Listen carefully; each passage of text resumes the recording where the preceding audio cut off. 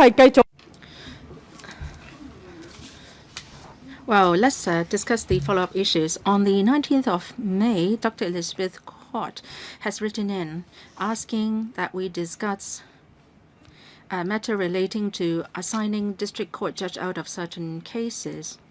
According to our convention, the panel would not discuss individual cases. In any case, we have expressed our concern to the judiciary, asking them to send representative to come and explain to what's the mechanism for assignment of cases to judges. But their reply is that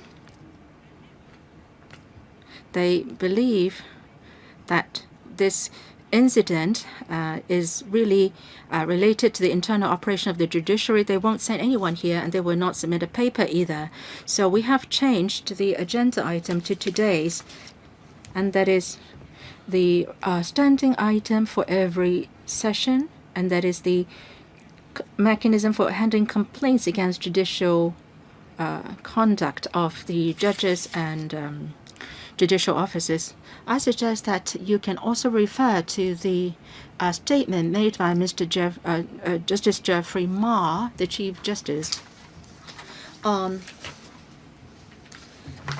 how the judiciary will assign cases to the different judges. So I suggest that you refer to that statement.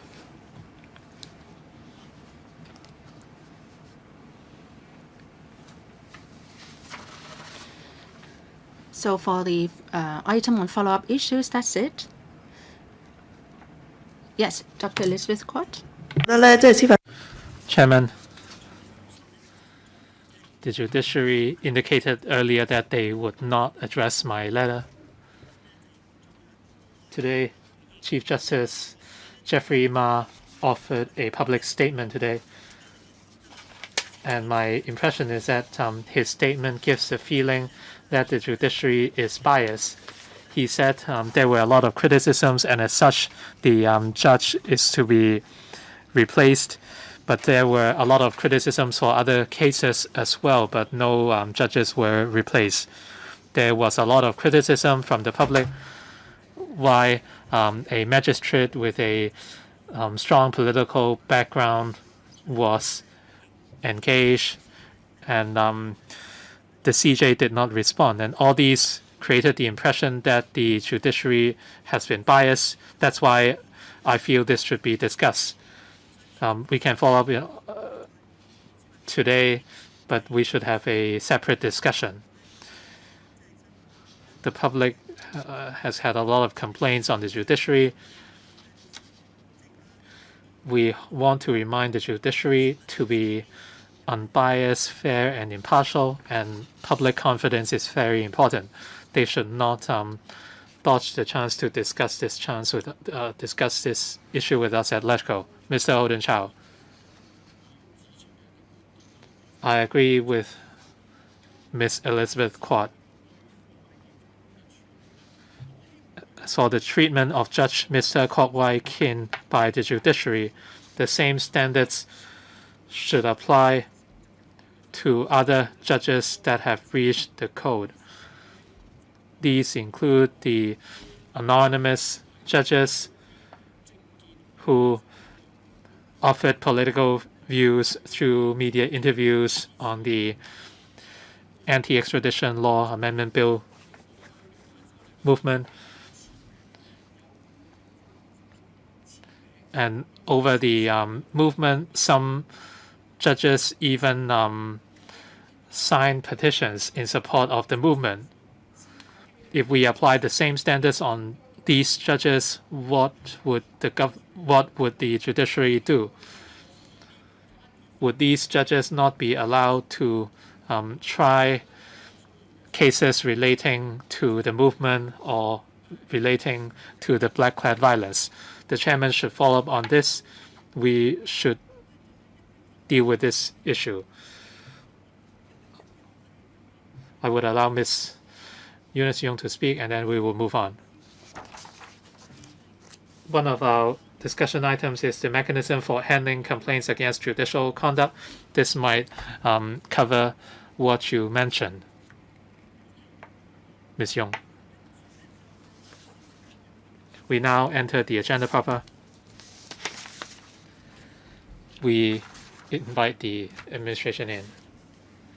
First, additional courtrooms and associated facilities at lower ground, fourth floor in the High Court building.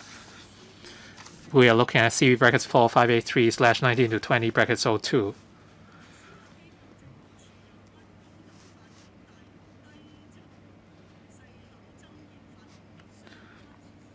This is the Judiciary's project for the construction of additional courtrooms and associated facilities on the lower ground, fourth floor of the High Court building.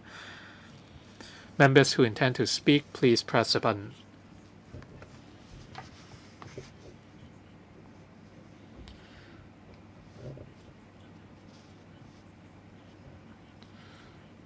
We have to play a little bit of catch up. We first invite the Judiciary Administration to walk us through the paper. Who would walk us through the paper? Judiciary Administrator, Ms. Emma Lau. Chairman.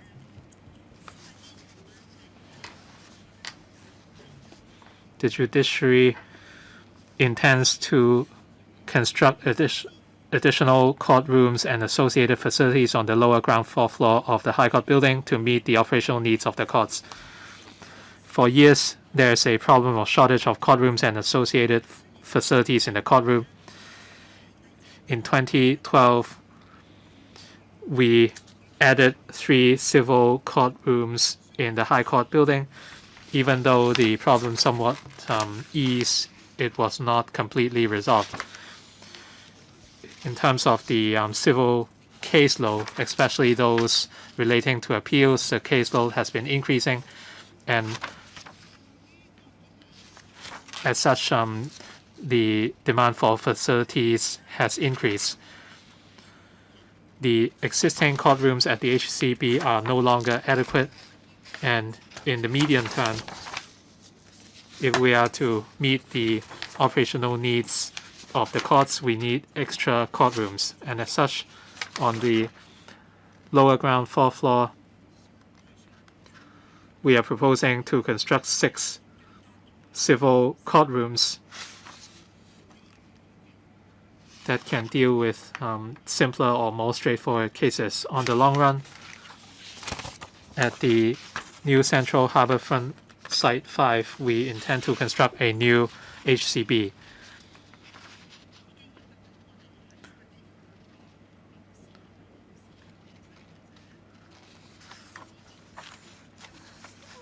The project has been endorsed by both Users Committee as well as the Hong Kong Bar Association and Law Society of Hong Kong.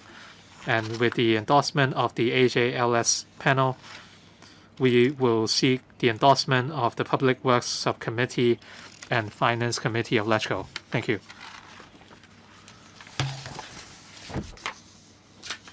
Anything to add from the Judiciary Administration?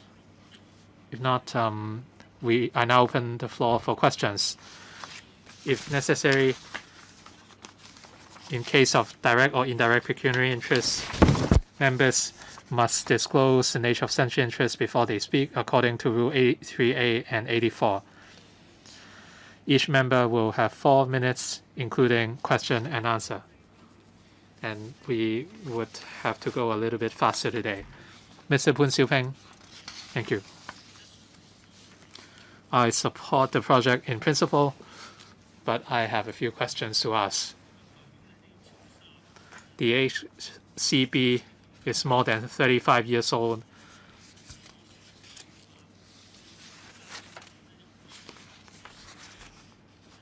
You have 46 courtrooms, and with 6 extra courtrooms, that would make 52 courtrooms.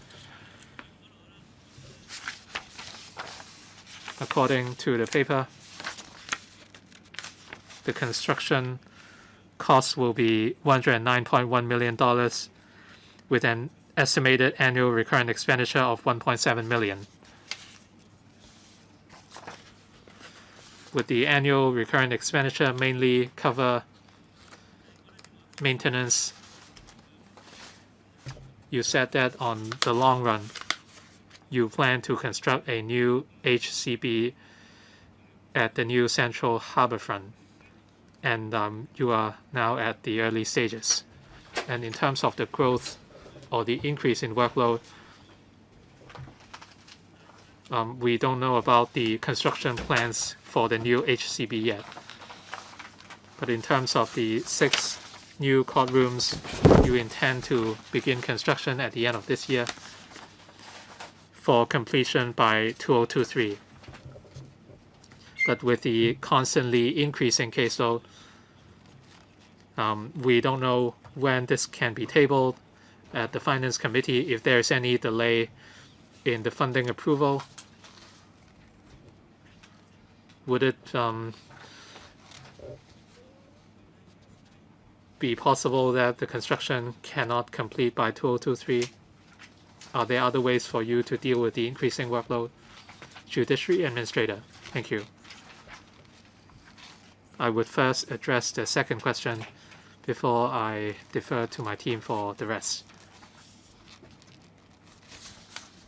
The current HCB must be expanded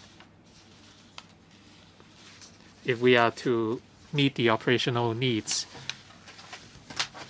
For instance, we want to engage more deputy judges and judicial officers, and this requires court facilities, or else we would not be able to deal with an increasing workload. And that is why we hope to begin the work as soon as possible. As for the new HCB, we are still at very early stages, and I believe time is needed to plan it.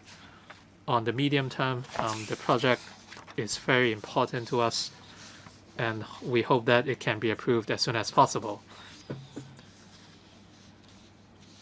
If there are any hiccups, I would like to invite the RKST to offer the full details on the impact.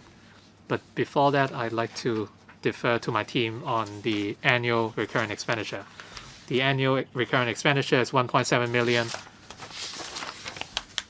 The main expenses include E&M systems, IT, audio record systems, and the relevant maintenance work. Thank you. I'd like to invite the Buildings Department or the RKST to talk about the construction timeline.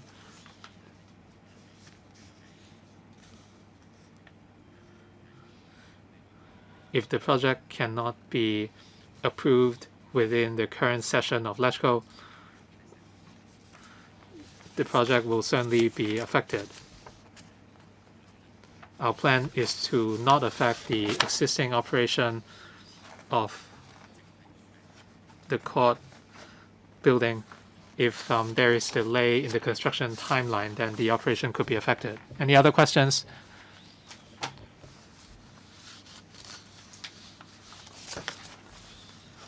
We certainly support the construction of extra courtrooms. There is a long backlog of cases. If anything, the scale of expansion should be even greater. We are looking at thousands of cases. You should engage more staff and judges.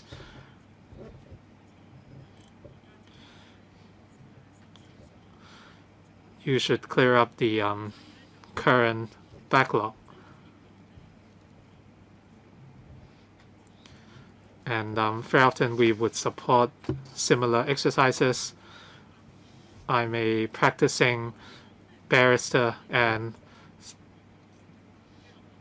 the High Court Library should be of use to me as well.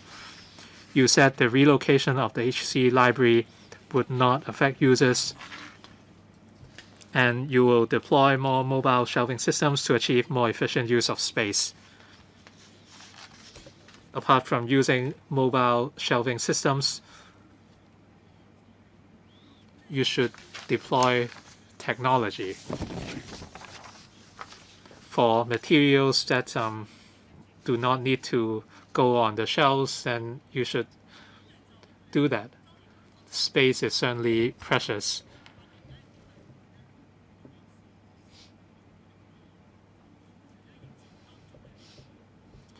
During the pandemic, meetings might be conducted over the internet. I believe many young lawyers are used to using the internet or databases. Since you are to relocate the library anyway, you should take this into account.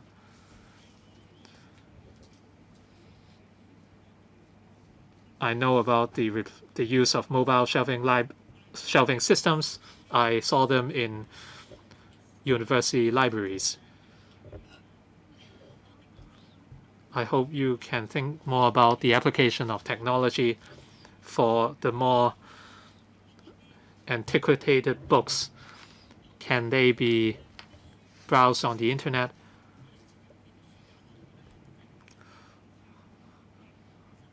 Sometimes we have very old books on our bookshelves, and there could be hygiene issues. So for the really old law books, they should be accessible on the internet instead. That would bring more convenience to the users. Ms. Lau? Thank you, Madam Chair. In recent years,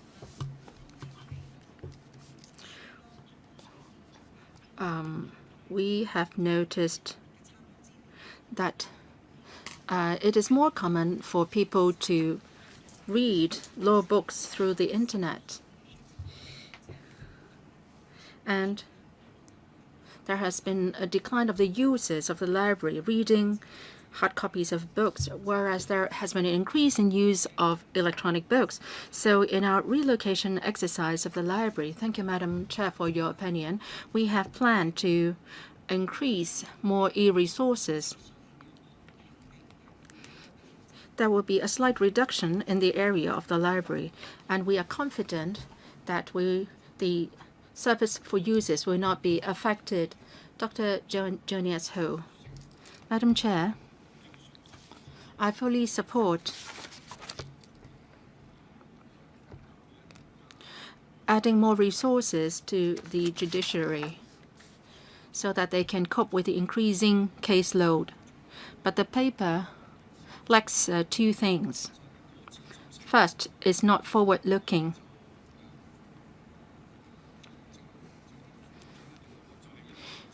Judicial administrator will explain that it's because they've been forward-looking, so they have to add in more courtrooms. But my view of forward-looking is that the epidemic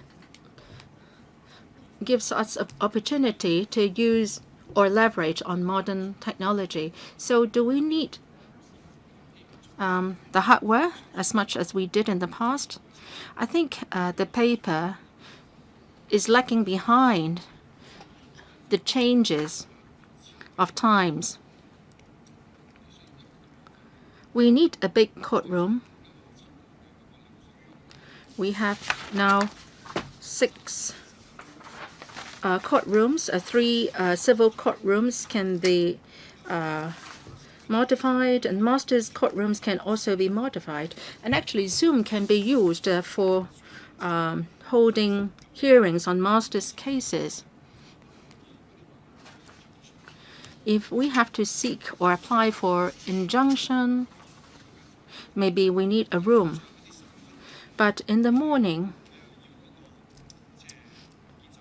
when we have brief cases, then the intern solicitor may have to queue for the whole morning to get the case handled. I admit that they need training, but they only need training, say, 2 or 3 times. But if they have to wait for a long time to get their cases of chambers hearings handled, then that won't be good. And then the shortage of hardware can also be eased. And for cases other than bankruptcy, it doesn't matter whether the clients are there or not.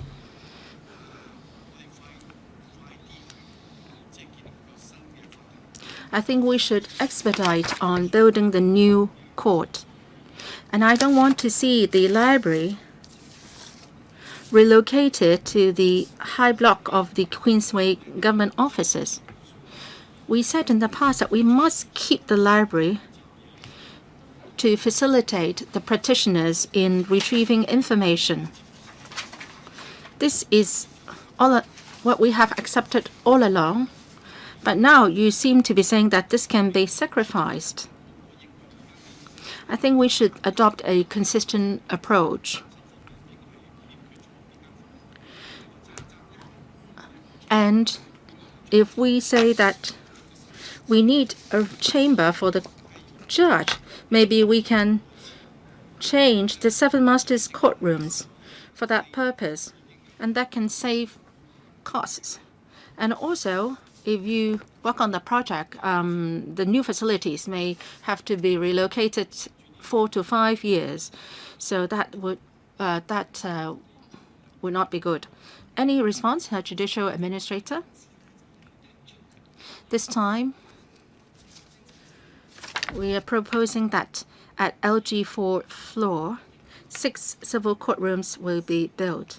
These are smaller sized courtrooms meant for a smaller number cases involving a smaller number of litigants. Dr. Ho asked us to be more forward-looking, leverage on more technology. We should also hold non-physical trials using more video conferencing facilities. That has been done in the past few months. Apart from video conferencing, we also have phone calls and so on. And we are also consulting at the same time continuously with the sector. Only when we relocate the library, we will be able to add 6 civil courtrooms. The QGO is a few minutes walk from the High Court building, and I think the support is good enough for the users. We should be mindful about the overall smooth operation of the courts, and we think our proposal is the most appropriate. That is okay. We have given you our views. We would like you to use more high technologies, so please consider it. The legislature has been very supportive of funding applications from the judiciary. You know that this was the case in the past. We would like to assist you in your efforts to facilitate trials and making it convenient for the barristers to use the facilities and clear the backlog of cases. I believe the Judicial Administrator has heard our views and aspirations. So members, do you support that the administration submit the proposal to the PWSC for scrutiny? Can I ask one more brief question? Yes. Judicial Administrator?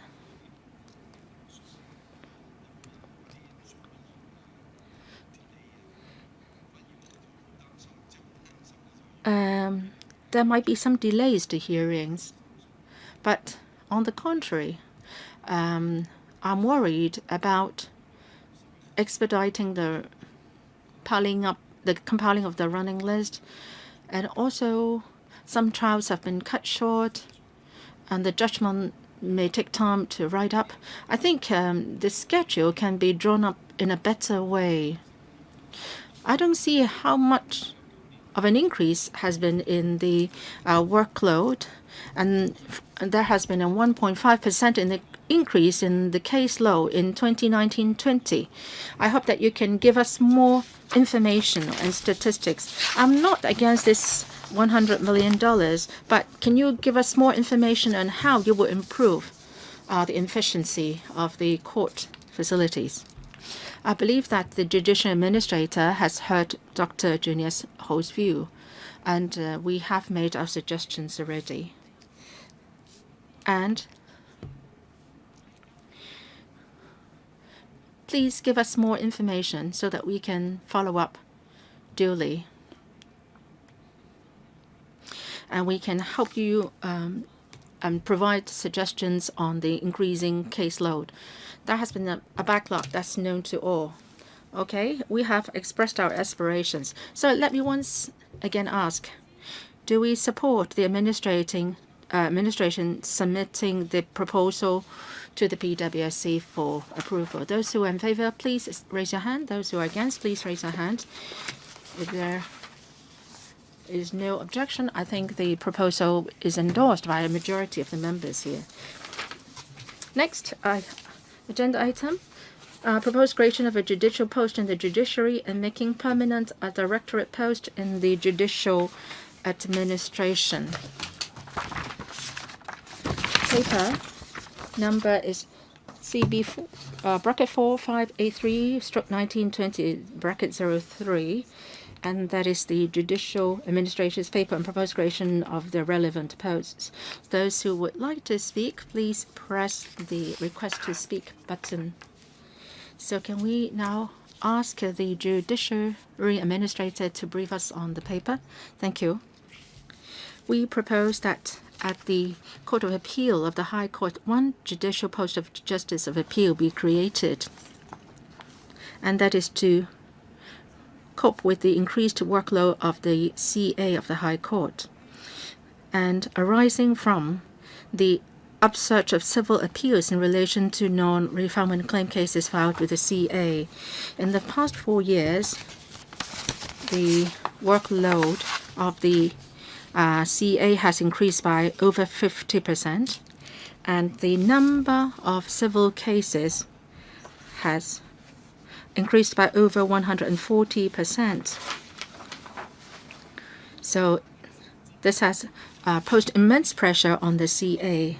And for over the years, we have said this in the paper, there has been an additional judge added to the CA, giving, well, if one post is created, then there will be more flexibility in the listing. And then we also propose that one principal executive officer, a supernumerary post, be turned into a permanent post. And this is to cope with work on 2 fronts. And one is the use of the accommodation. We have many new blocks projects, and we want to have this person taking care of the maintenance of the law buildings. And in recent years, there have been security issues with the court, and because of the epidemic, we need a better crowd management measures. So we suggest that within the judiciary administration, this supernumerary post be turned into a permanent post. We believe that the task is not a short-term one, and it will be, the work is for the long term. So we look forward to members' support for these proposals. Members, 4 minutes for each member. Mr. Poon Siu Ping. On these 2 posts, I basically support them. I don't have any question on the JA post.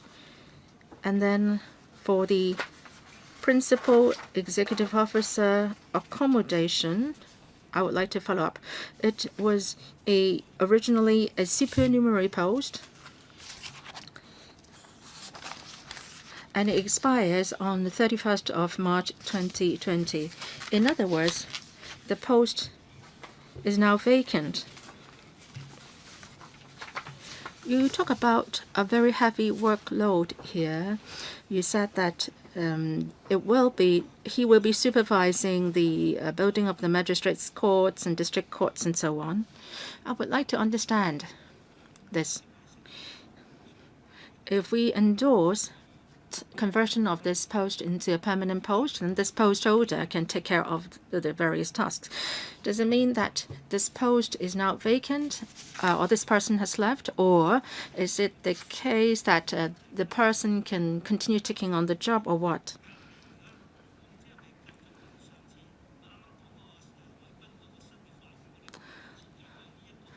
Will this post holder be taking care of the new court building along the waterfront as well?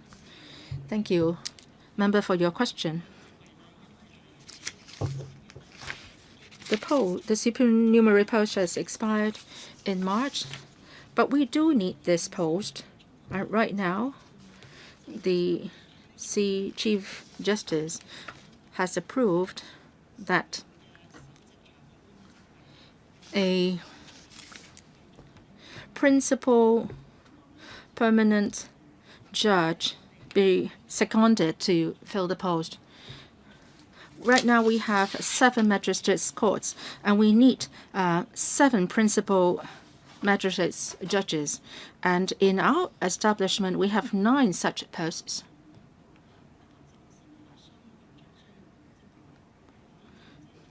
So one of the magistrates has been seconded to this post, and as a result, the person can still stay in the post.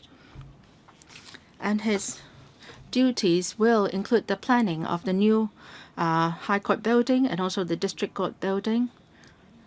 And in the long term, whether it's in Hong Shui Kiu, Cheung Kwan O, and Hong Kong Island, we need the planning outlines for the magistrates' courts. So all these will fall under the ambit of this post holder. Any follow-up? I have a question myself.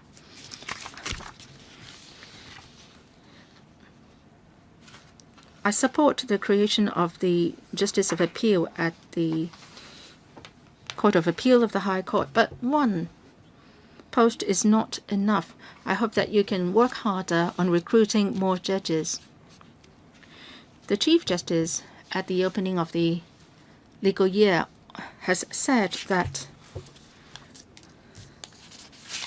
there has been an increase in the number of cases in relation to non-refoulement claims. And the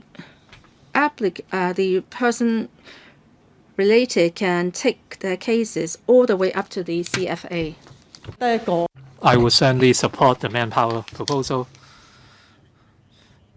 But if you only create one post, that might not be adequate. I certainly agree that they have a very heavy workload.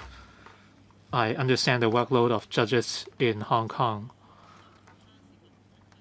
It is much heavier than judges in many jurisdictions. As for the principal executive officer post, the post would be responsible for security. I am very concerned about the issue of security in courtrooms.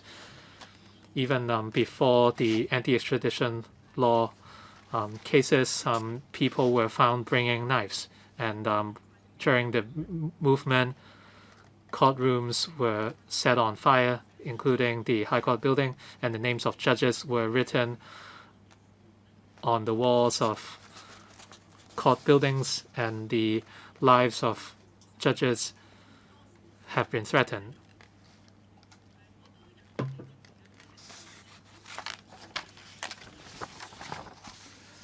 Are you forward-looking enough by creating one new post? How can you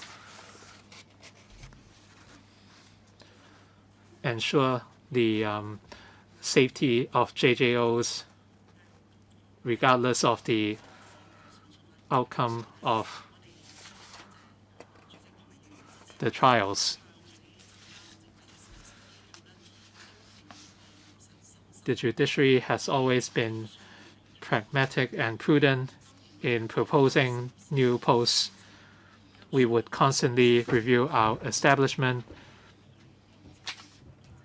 and we would offer proposals based on the mechanism. As for the security of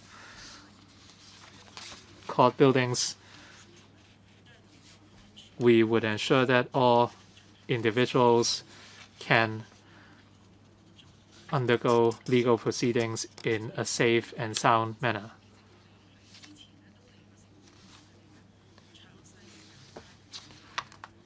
Earlier, we had briefed the panel on the enhancement of security measures, including the introduction of security screening at LCBs. When panel members visited the High Court building, we explained how we enhance the security screening arrangements based on needs. And part of the work of this new post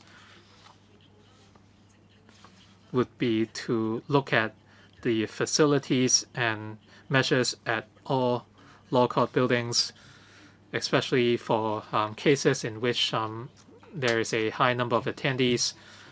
They would look at the crowd management and court security matters to ensure the safety of everyone. Thank you very much.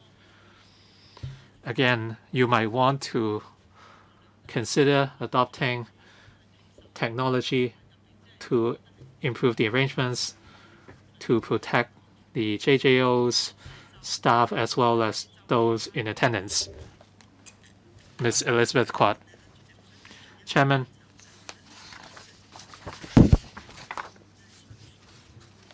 you are creating a judicial post to deal with the number of appeals.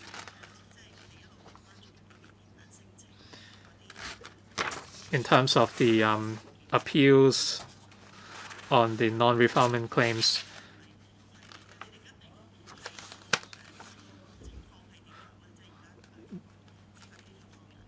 what is your current assessment on the workload of the judiciary? Thank you very much.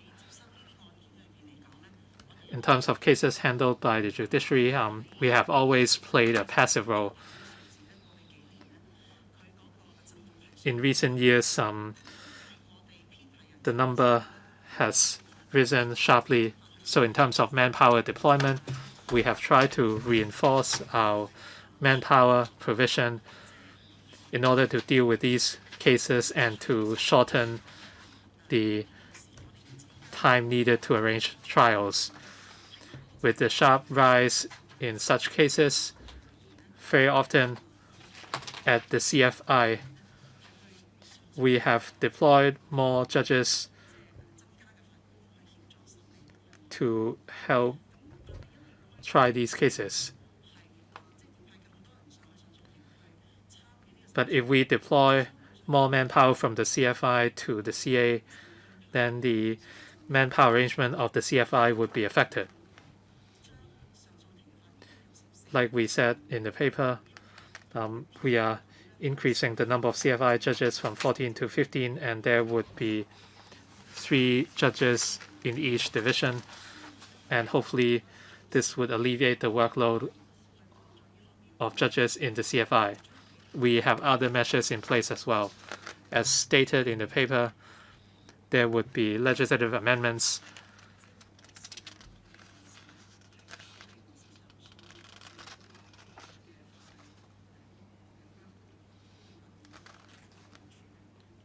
in order to deal with the legislation in relation to the High Court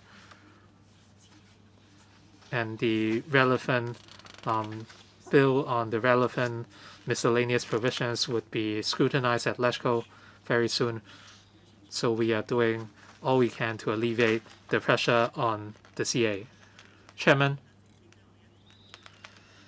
for the non-refoulement claims, or the bogus refugees has created a high workload for the judiciary. We are talking about thousands of cases of judicial review. And with the outstanding cases of the Immigration Department, JR is needed. And after that, there could be appeals. And in some cases,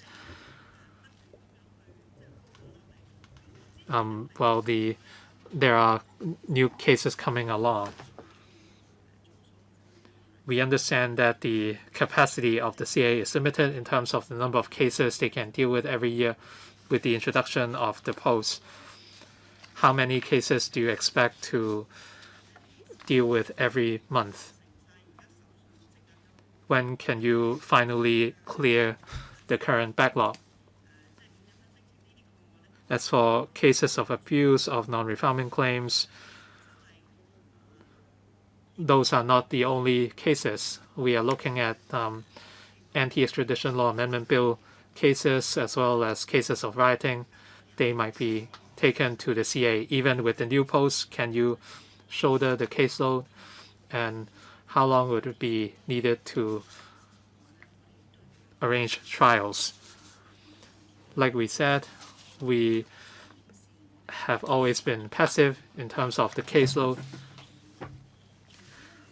Apart from civil appeals at the CA, there are other types of cases as well.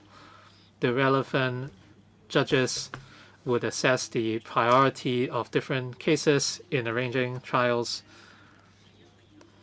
But this new post would certainly be helpful. However, it's hard to quantify the impact. The arrangement of trials depends on many factors, including the timetable or schedule of courtrooms, the preparedness of various parties, the preparedness of lawyers, etc. And as such, it is very difficult to quantify the impact. But the objective of various measures is to alleviate the workload of the CA on civil appeals. Can they give us some numbers? What is the current number of appeals? How many cases of how many non-refoulement claims are you dealing with, and how many appeals do you expect to deal with in the coming year? Ms. Lau?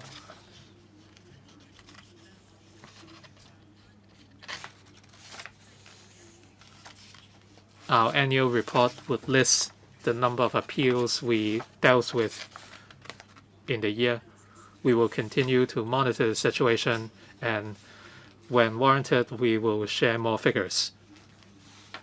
We have figures from 2019, and later we can provide numbers from 2020 as well. If you cannot provide the numbers now, how can we gauge where we are at and what we can achieve? If you don't share any numbers, how can we support the creation of this post? I asked the question twice already, but no answer was given.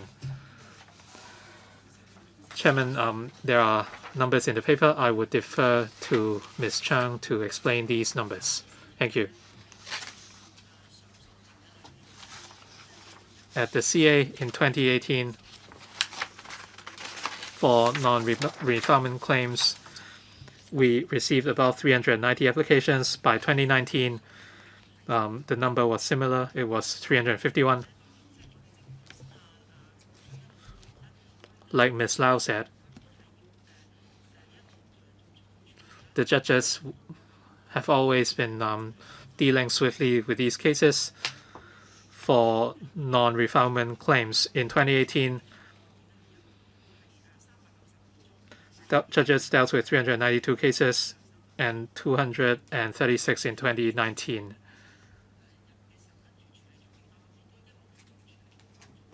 These cases are constantly being dealt with. According to the paper, you said in 2019 there was an increase to 973. If you can only deal with about 300 cases every year, it would take 3 years to deal with the existing caseload. But you have other appeals to deal with as well. I'd like to know when you can clear the current backlog of appeals.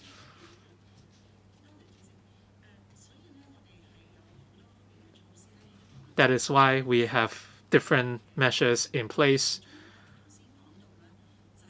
to deal with these cases. For civil appeals, very often they must each be dealt with by 3 judges.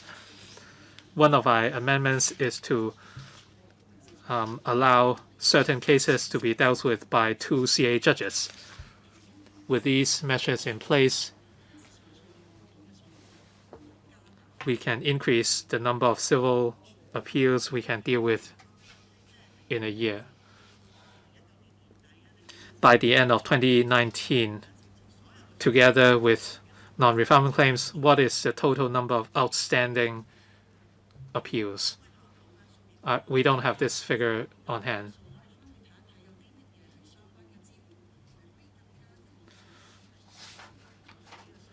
In paragraph 5 of the paper, we offered some numbers, and we can offer some additional information. I allowed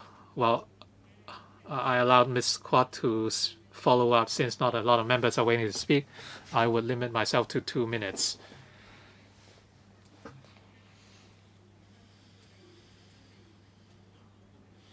To be frank, Ms. Lau could not quite answer our questions.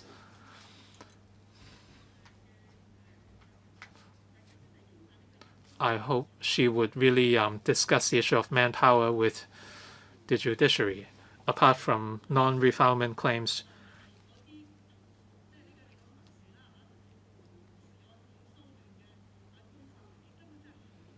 there are lots of criminal cases. For example, those related to the riots. If justice is deprived, the society would suffer. We hope the cases would be tried as soon as possible, including appeals. We would then be able to offer a definite answer to the society of Hong Kong. That way people would know what the bottom line would be. And the CJ said in the legal opening year ceremony that the caseload for non-refoulement claims would mean that other judges would need to help as well, and this is certainly not ideal.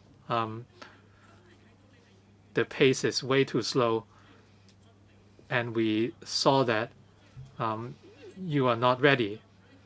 The fact is, you are not ready.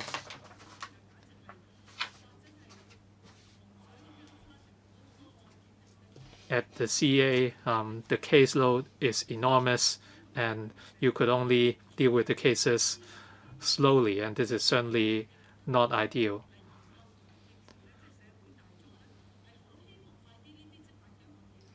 The public hopes the caseload can be, or the backlog can be cleared. If more resources are needed, so be it. If you need more courtrooms or hardware, just show us the floor plan. At LegCo, we hope that the backlog can be cleared as soon as possible in order to administer justice. The huge backlog is unfair to everyone concerned. The recruitment of staff and creation of posts cannot meet public expectations. Do you want to speak a second round? Yes, Dr. Elizabeth QUAT. Madam Chair, I fully agree with what the Chair has said. Members of the public are very concerned about the great backlog. Well, justice delayed is justice denied. We are concerned about non-refoulement claims cases. The longer they drag on, the longer the people are stranded, and they're using public funds. Every year, we spend $1 billion or so on non-refoulement claims of bogus refugees, and they are taking advantage of the judicial process to stay in Hong Kong. A lot of public funds have been spent, and law and order is also at stake. And there are also cases related to the anti-extradition saga. If the cases are not tried early, then they will give a wrong message to the society, and that is people don't have to pay for such illegal acts. So we are very concerned about how the judiciary will clear the backlog of cases. How can you make a ruling on those cases? You have proposed that manpower be increased, and then there will be changes from having 3 to having 2 judges in dealing with the cases. But we're not confident that you will be able to clear up the backlog and the cases will not be stored. We're not trying to nitpick on the judiciary. We want to help you to resolve the problem. The more information you give us, then we can come up with more ideas to get more resources for you to do more work. But the information is insufficient now, and we really couldn't know how to help the judiciary address your problems. Ms. Lau, please. In the judiciary, our goal is that when the cases are ready to be tried, we would use all resources to put the cases to trial. The question is whether the case is ready for trial. This is an important consideration. It doesn't hinge only on the court's resources. There are other factors involved. And we have a basket of factors to consider. We have to create judges' posts. We have the relevant judicial officers, and we also can add in deputy judges at the CFI. And then we also talked about whether we have enough courtrooms. And right now, we are exploring whether we can better use our courtrooms.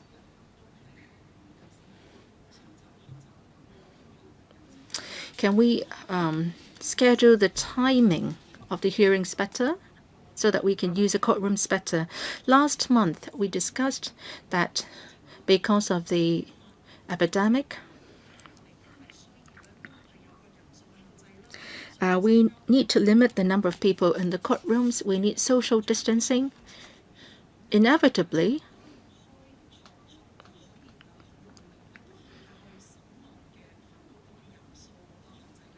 there is a limit and pressure on the courtrooms that can be used for holding trials. We appreciate the members' concern. Our goal is to do things as expeditiously as we can, but then we have to balance out all the different factors. We appreciate the members' concern, and we will do our utmost best. Thank you, Ms. Lau.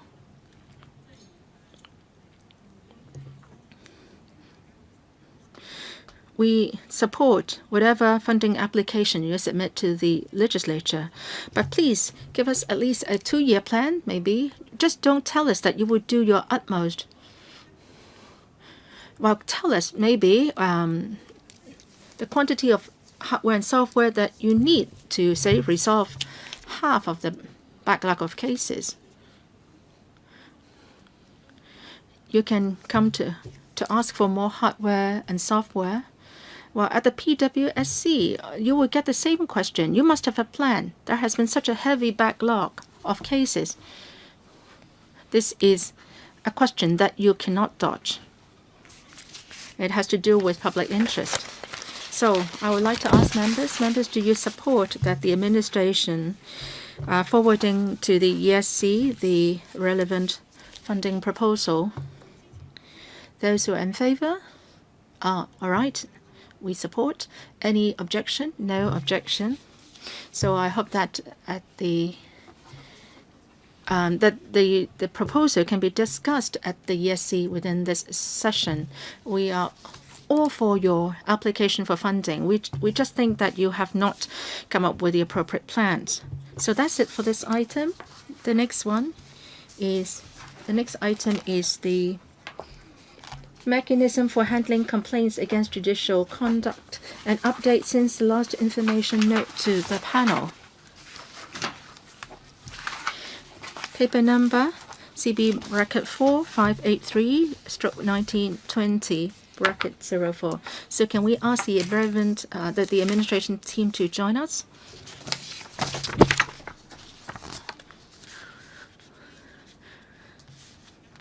Wow.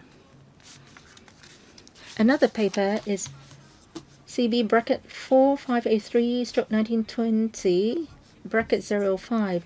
It's a background brief prepared by the Secretariat on the mechanism for handling complaints against judicial conduct. So members who would like to speak, please press the button.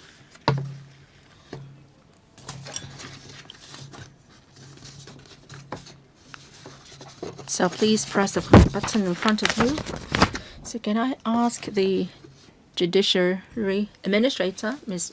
Emma Lau, to walk us through the paper? Thank you, Madam Chair. First, by way of background, several years ago, the Chief Justice has established a working group on review on the mechanism for dealing with complaints against judicial conduct. A review was conducted, and in 2016, members were informed of the outcome of the review. Based on the review results, in 2016, the Judiciary has implemented a number of improvement measures, including making public a lot more information on complaints. If complaints are justified or partially justified, the number of such cases will be given to enhance the transparency of the complaint mechanism.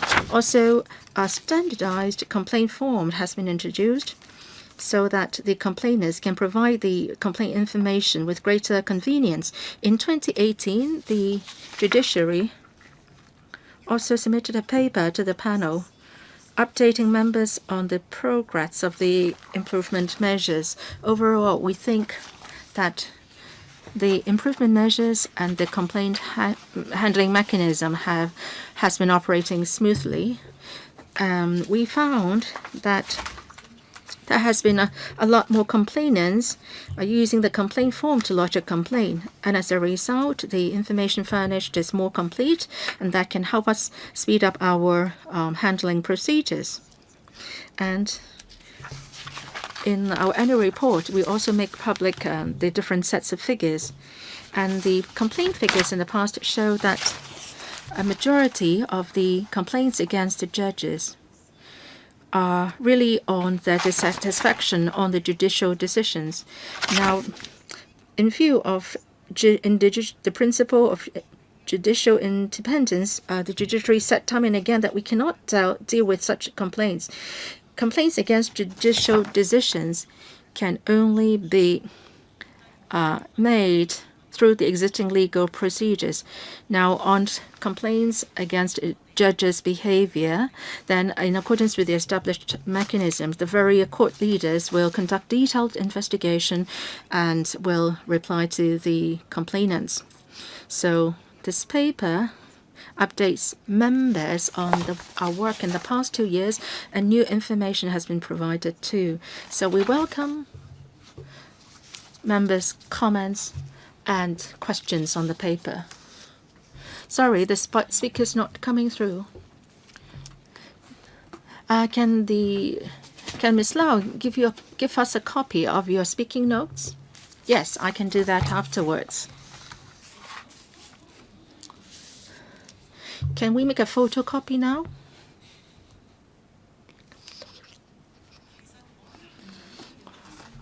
Well, the speaking notes have been extracted really from the paper. It's just that I have not read the paper through word by word. Okay, I can refer to the paper myself.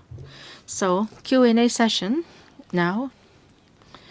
I suggest that we have 4 minutes for each member, including questions and answers. The first one is Mr. Yip Kin Yun. Today we're talking about the mechanism for handling complaints against JJO's conduct.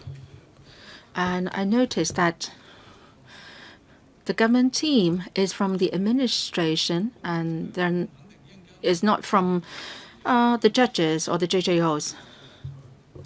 I don't know whether the case that I'm going to talk about fall within the coverage of the complaint handling mechanism, but I would like to see whether the government team can respond. Earlier, a district court judge, QUAT, in relation to a stabbing incident in Cheung Kwan Ang Lennon Wall, he has delivered a judgment, and it has sparked great controversies.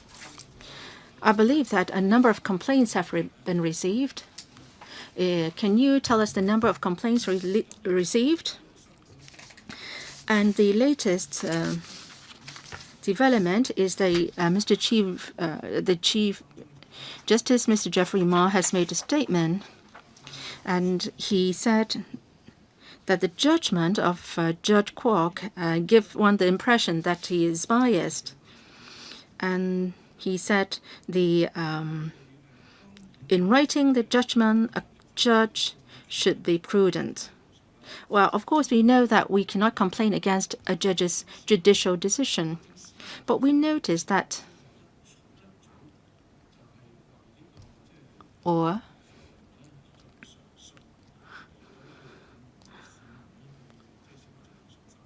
has the DOJ lodged an appeal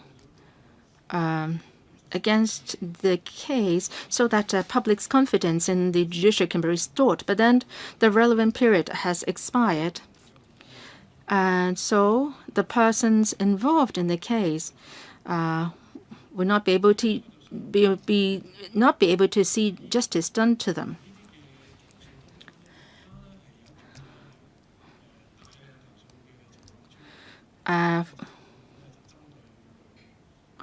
In certain cases, there have been a massive number of repeated complaints against a certain behavior of the judge.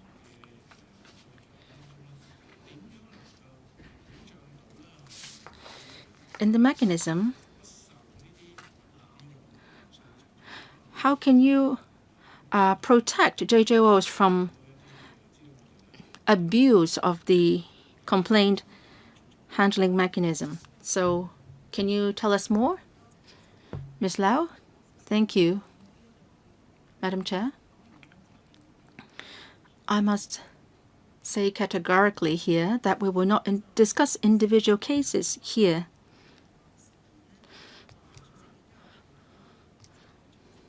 Madam Chair also referred to the fact that the Chief Justice has issued a statement in relation to the relevant case.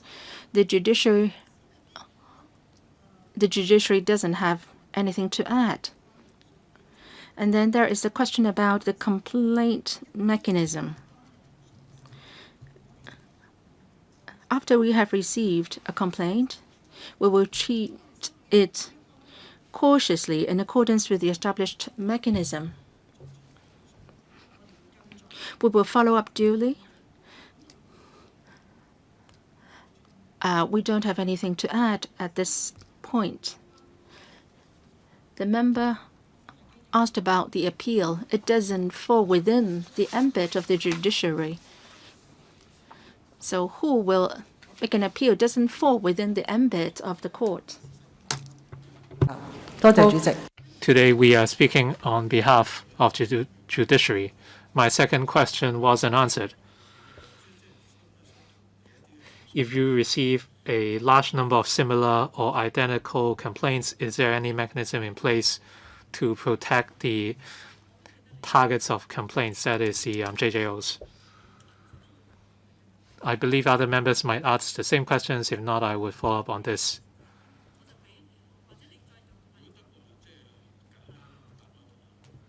Can they offer a brief response? Ms. Lau? For each complaint, we would first look at the contents of the nature of the complaint before we can classify it and deal with it based on our mechanism. Ms. Elizabeth QUAT. Recently, there is a lot of public interest on the operation of the judiciary. There are high public expectations. We hope that the judiciary would be fair and impartial and uphold justice. These are the public expectations. In terms of complaints at the judiciary or JJOs, very often they would be ignored. Many people complained on various cases. For example, different standards or unfair sentences during the Anti-Extradition Law Amendment Bill movement. 3 anonymous judges received media interviews and shared their views. This was the subject of many complaints, but they were ignored by the judiciary. We saw that a High Court Judge, Mr. Lee Hon Leung, signed a petition to oppose the extradition bill. It was not in line with the code for judges, which says that judges should not express their views in such manner. We saw there are judges with a political party background. They were doubted.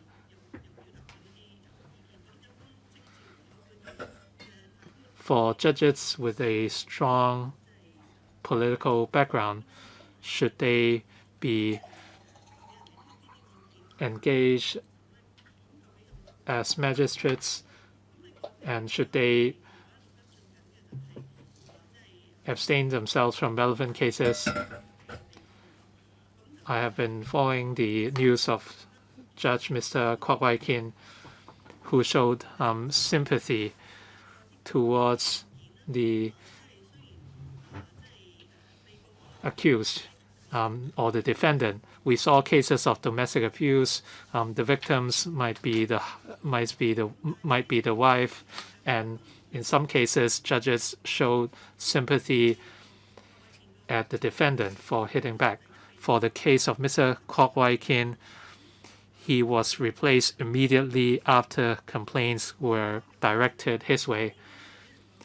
He's not allowed to deal with related cases. There was no explanation, and some complaints were completely ignored, while complaints by those who support the anti-extradition law amendment bill movement would be considered immediately. Today, the Chief Justice, Mr. Jeffrey Ma, issued a statement over the matter. What about the other complaints I mentioned? Why weren't they dealt with? Why was no statement issued? I don't agree with the view of CJ today.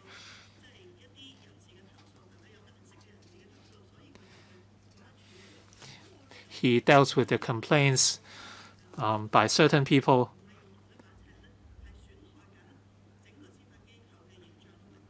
You are not applying the same standards on the complaints, and this is tarnishing the reputation of the judiciary, and this is something you must face up to. There are plenty of other examples or cases. So the problem is the different standards, which is not fair, and things are taking place in the dark. This is a serious issue. I hope we can discuss this further later. Ms. Lau,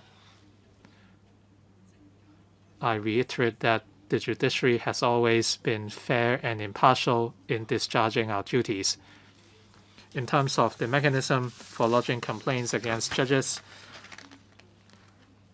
if complaints involved the judicial decisions of judges, they would not be dealt with and they would not be entertained. And this is in line with the principle of an independent judiciary. As for judicial conduct, all along we have been reviewing the mechanism for handling complaints.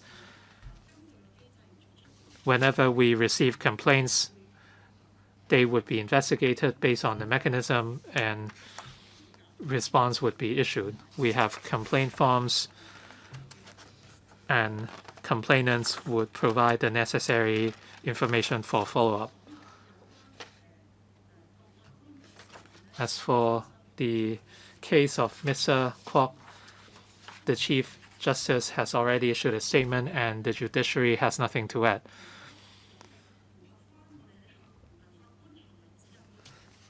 I stress that this is in line with the code of conduct for judges and when and how the power of holding trials could be cancelled.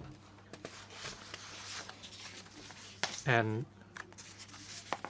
this is in line with the principles of the Guide to Judicial Conduct. So I stress that we have been fair and impartial in dealing with such matters. Dr. Junius Ho. Thank you.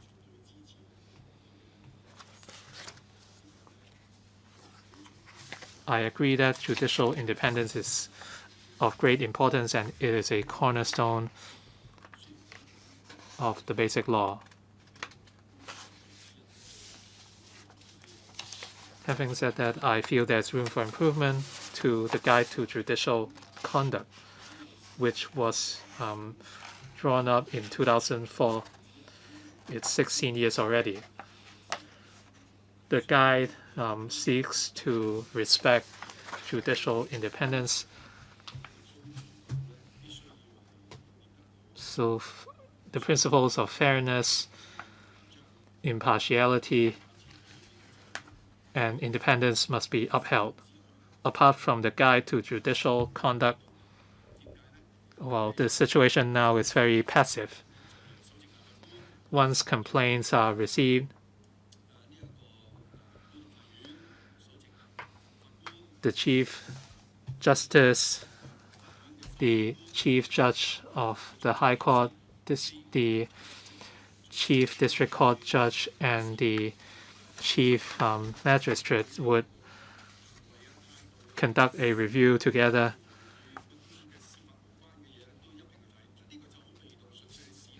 and the complaints would be addressed in a holistic manner. But what is lacking is a mechanism to provide oversight on the courts. We need accountability, transparency, and efficiency.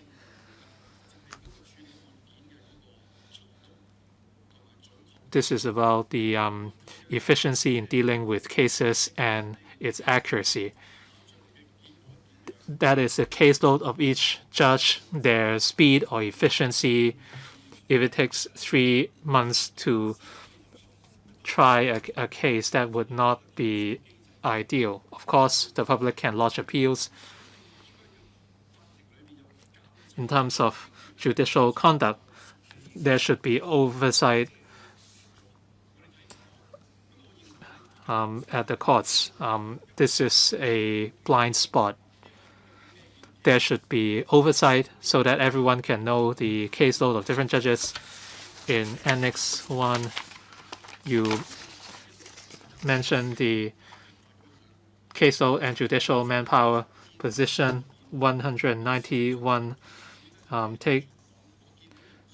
taking up some 513,000 cases, and the workload is particularly heavy at the magistrates' court.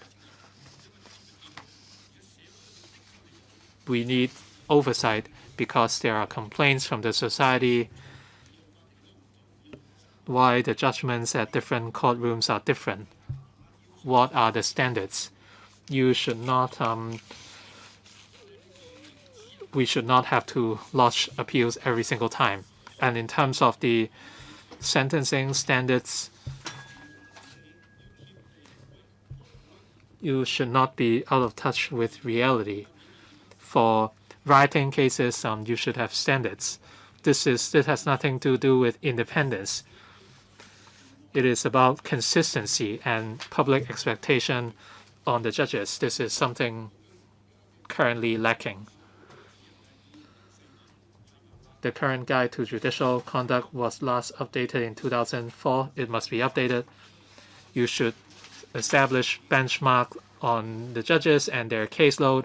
As for the sentencing guidelines, they must be in line with public expectations. Ms. Lau, thank you.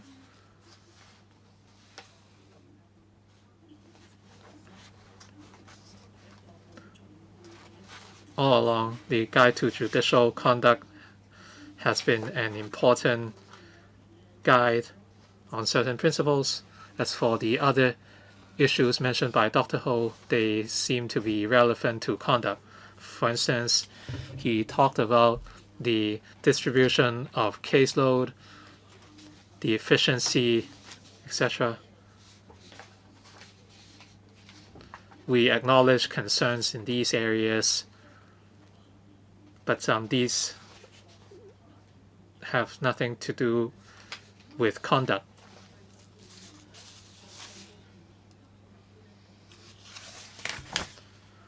This is about facilitating the efficiency of work at different levels of court by JJOs.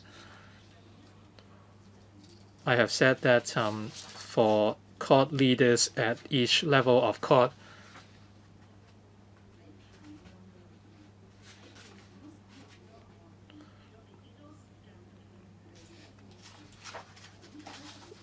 they are required to consider the caseload of different judges and the time needed to write judgments for straightforward cases at magistrates' courts.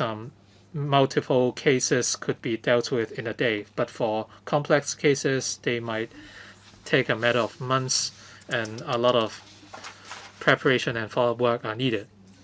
If you merely look at the figures,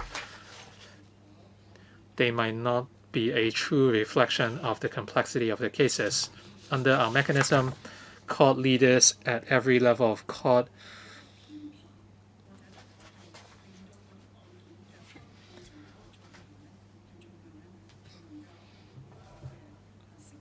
are required to distribute or arrange cases and trials in an appropriate manner. Chairman, I appreciate that the guide to judicial conduct is important, but it should be updated. As for the efficiency of different judges or at different courts, this is also important. I simply want to give everyone a heads up because there are public expectations, and for some cases, no judgment is handed down after a year. Principal. Well, every chief or principal judge has to look at that.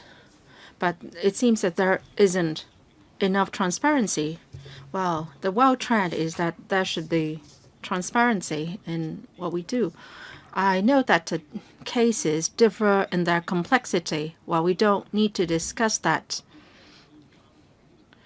Well, we have to be accountable and transparent, no matter how long the cases take. And then also for the sentencing standards, the courts may be passive in a way. But for some cases, would you be reviewing the cases only when appeals have been lodged?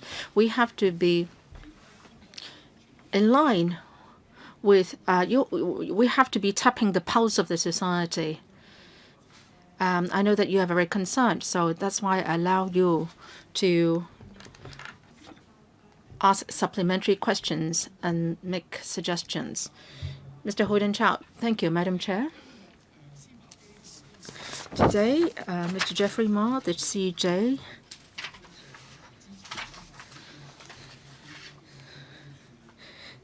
said that he would deal with Judge Kwat Wai Kin's case because he has said something in his judgment.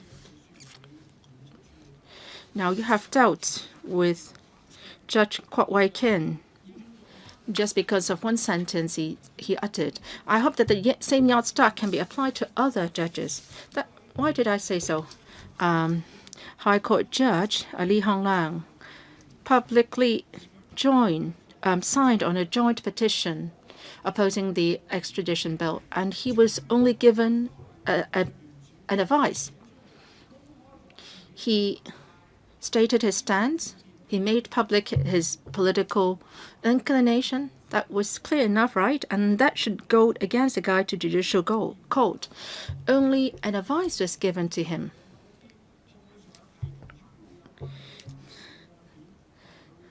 So will he recuse himself from trials related to blacklet violence? And also 3 anonymous judges have spoken to the media about their political stance.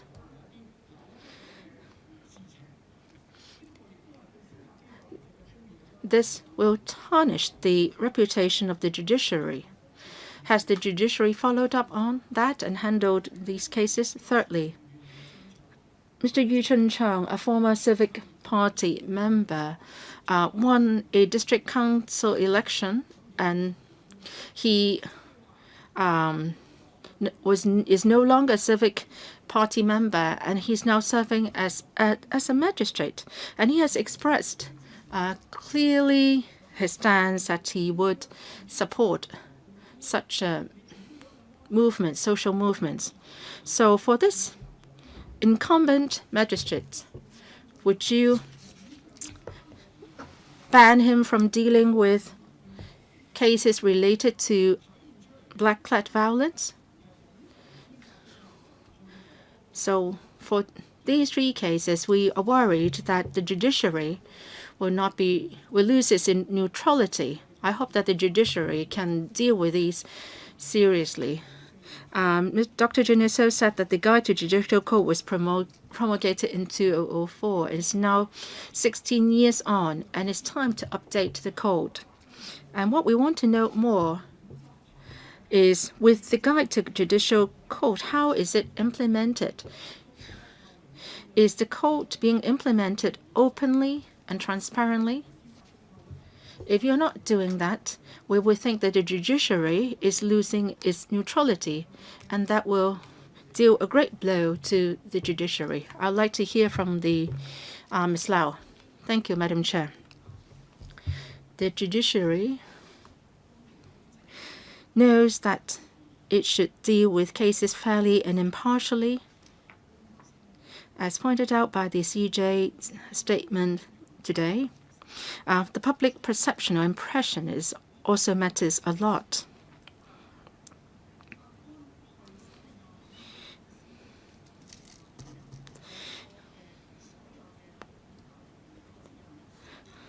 Under the common law, we have guide on how judges should adjudicate on cases, and we abide by the Guide to Judicial Code. So we are consistent in our approach. Secondly, in appointing judges, we do so in accordance with Article 92 of the Basic Law, and we also make appointments in accordance with the JORC. And in accordance with the Guide to Judicial Code, the Chief Justice said many times that it is inappropriate for the judges to participate in political activities or involved in any political organizations.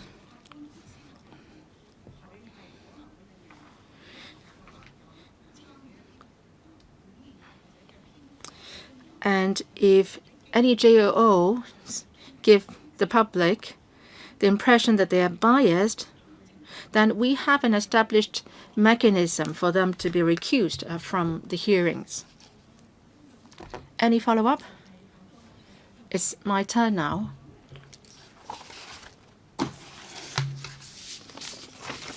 The item is on the mechanism for handling complaints against JJOs. Can I go back to paragraph 3C in your paper? It mentions Article 98 of the Basic Law, and that is a judge of the court may be removed for inability to discharge her duties and for misbehavior by the Chief Executive on the recommendation of a tribunal appointed by the Chief Justice consisting of no more than 3 local judges. Have you investigated into that kind of cases? We refer to a case about 3 anonymous judges. Do they really exist? And a newspaper has all along quoted from 3 anonymous judges. And I think there is a need for the judiciary to clarify that these 3 anonymous judges do not exist at all.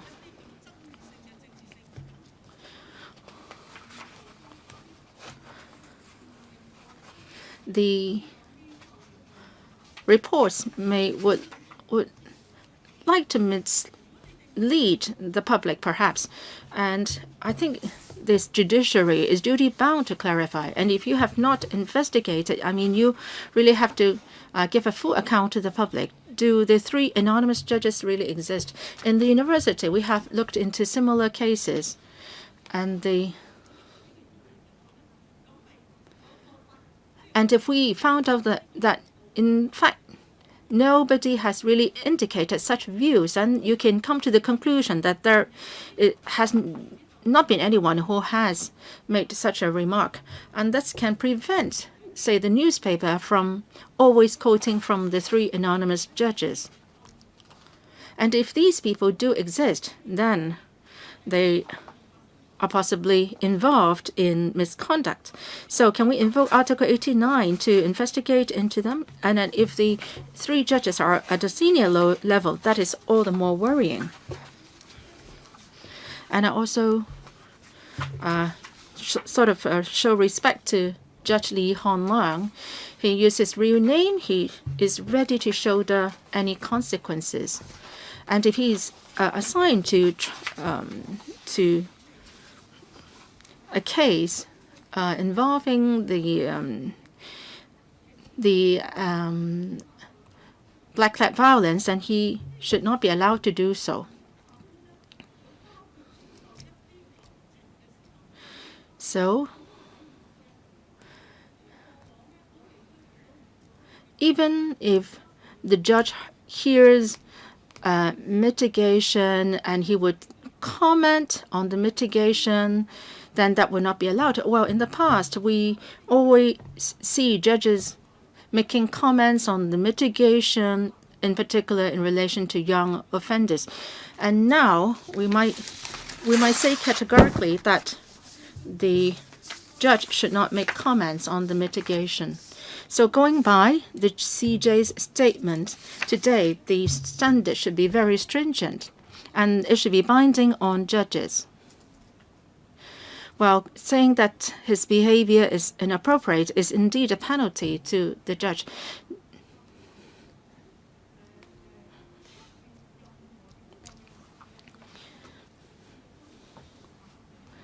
It happens in different kinds of cases.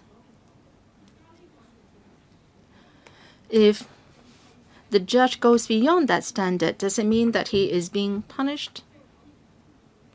Or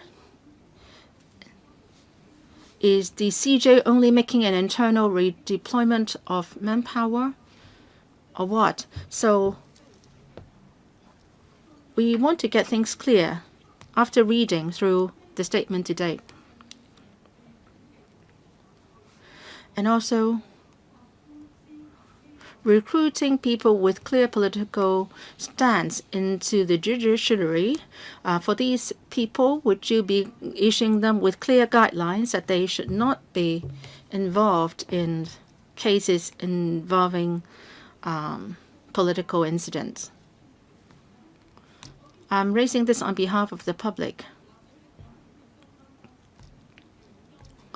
The parties involved in the cases are very worried. Will they be tried by such anonymous judges? And it seems that it's always the same 3 judges who are being quoted. So who exactly are these 3 judges? Can Ms. Lau respond? First, on the incident involving Justice Judge QUAT, I reiterate that the CJ has issued a statement and the judiciary has nothing to add. And the judiciary will not comment on any media reports either. Madam Chair, you asked about the arrangement as set out in the Article 89 of the Basic Law, and it involves interpretation of legal provisions, and I'm not going to comment on that. Well, making no comment is no solution to problems. 3 anonymous judges, while claiming that they are judges, have been giving information to the media. Well, the least that you should do is to really deny that these are really judges. You must come up with a stance. And how can you tolerate these 3 anonymous judges making comments all the time? So what kind of messages are you conveying to the public? The organization responsible has the duty to deny that these judges are not from the judiciary. And if you do that, we can accept it. Well, any other public organization will be very concerned because these so-called judges have repeatedly said something and they are being quoted by the media. And this gives people the impression that Hong Kong judges would give comments like those. And I'm happy that Mr. Geoffrey Ma has given us clear guidelines, and that is to say, you certainly should not express your political views. So, Ms. Lau, can you please handle these 3 anonymous judges? Do they really exist? If yes, who are they? And if you can't get to, if you can't really get to the bottom of the matter, maybe you can deny that there are such judges. And these 3 judges are definitely breaching the Guide to Judicial Code. You must follow up on this. Madam Chair. Well, the meeting should end by 7 p.m. Ms. Lau?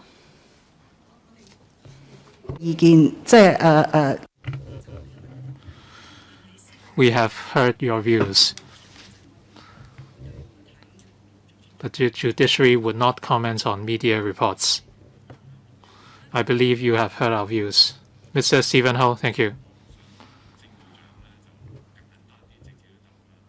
I hope Ms. Lau would offer a direct answer.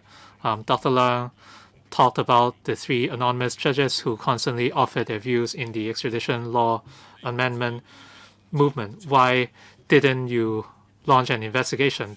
In your opinion, what is the difference between launching and not launching investigations? Well, again, we would not investigate media reports. Do you believe such media reports would affect the credibility of the judiciary? Again, we would not comment.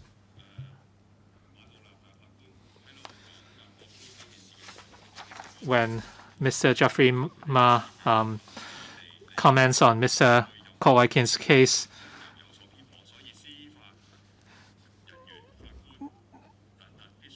judges cannot be reasonably perceived to be biased for against any persons or causes. For this reason, they must refrain from unnecessarily expressing in public, including in their judgments, any views on matters that are controversial in society or may come before the court.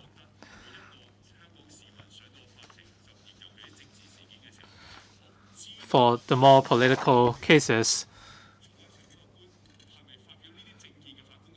if we do not know whether the judges would offer political views, do you find this fair to the parties being tried? You refuse to answer questions. Dr. Leung asked for an investigation, but you are not going to do anything. How would you tackle the lack of trust towards the judiciary? The Chief Justice of Court of Final Appeal has said repeatedly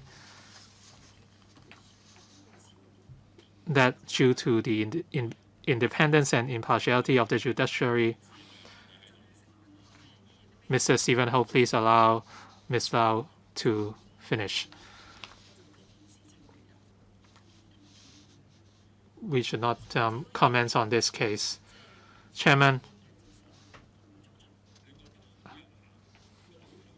I could only speak on the instruction of the Chief Justice. If the 3 anonymous judges indeed issue such statement, then no. Do you find this approach useful by just stating the obvious? I have said what I needed to say. I have nothing to add. In other words, you refuse to face up to the public perception or change anything. Would you reconsider your answers? I can convey these views to the Chief Justice. This has persisted more than half a year, and you still refuse to face up to the issue, and we are facing the National Anthem Bill. Before judges and magistrates are appointed, would they need to declare their political background or their background of political parties? Ms. Lau, do you have information on hand on the declaration of their political backgrounds? Our current judges do not currently belong to any political parties. So in other words, it is acceptable if they quit a day before they are appointed. Ms. Lau, I can only offer the information I have on hand.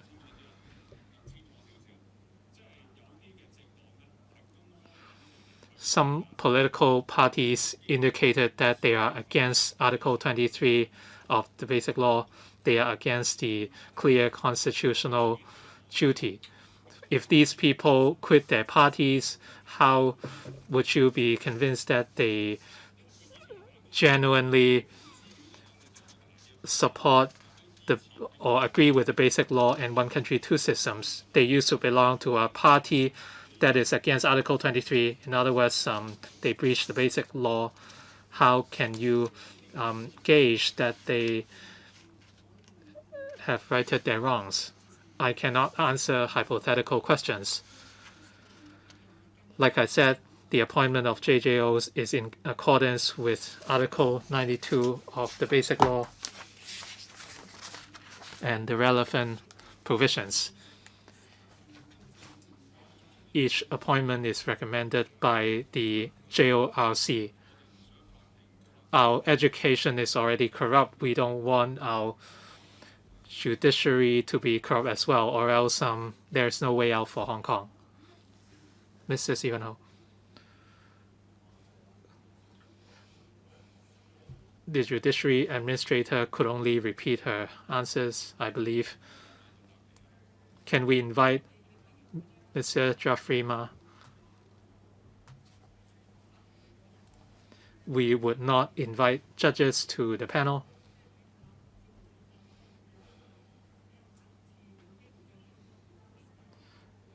But the judiciary administrator might be able to convey our messages, and we can revisit the issues next time. Mr. Dennis Kwok.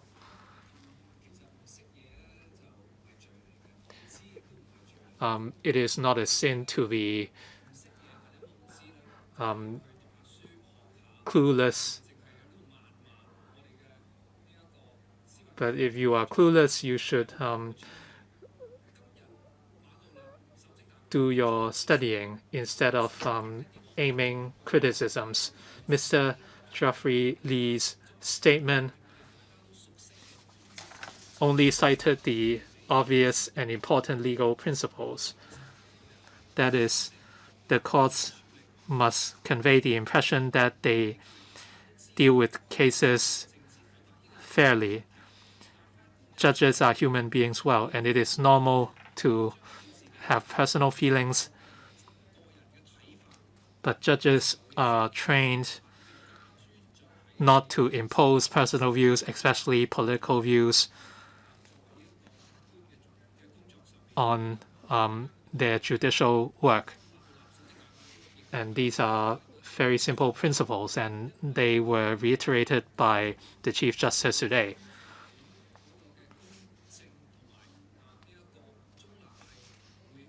Or else the impartiality of the courts would be affected in the eyes of the public. In the past, for judges aimed at judges,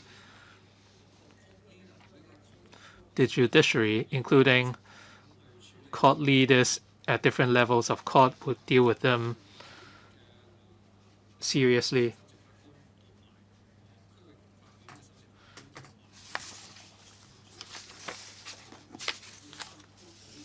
I discussed the issue with the Chief Judge of the High Court, Chief District Judge, and the Chief Magistrate, and Ms. Emma Lau was also there. We know that the judiciary are working hard to deal with every complaint. The principle of judicial independence cannot be harmed by the complaints.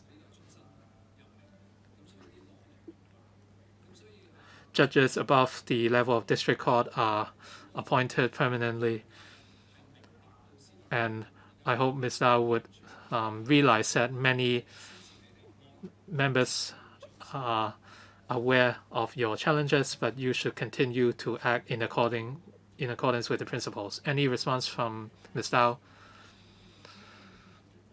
I shall wait for this. This is my second round, 2 minutes. I'd like to follow up on the theme today. Article 89 defines improper conduct, and I'd like to exchange views with Ms. Lau. For the issue, the statement issued by the Chief Justice, I do agree with it, and I do believe that judges are to remain politically neutral. If the current system or mechanism is unclear,